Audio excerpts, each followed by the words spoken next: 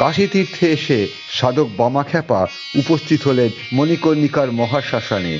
তখন অদূরে বসেছিলেন কাশীর চলন্ত শিব তৈলঙ্গস্বামী।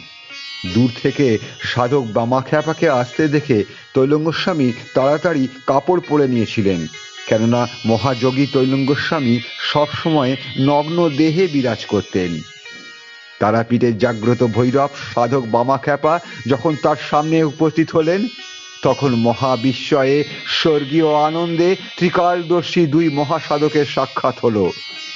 সাধক বামাখ্যাপাকে দেখে তৈলঙ্গস্বামী আনন্দে দুহাত বাড়িয়ে দিলেন। উভয়ে আনন্দে আলুপ্ত। যখন দুজনের দেখা হয়েছিল তখন তৈলঙ্গস্বামীর বয়স ছিল 357 বছর আর বামার বয়স মাত্র 27 বছর। তৈলঙ্গস্বামী পরে বলেছিলেন, বহুদিন পরে এমন একজন মানুষ দেখলাম যে সত্যিকারের মানুষ।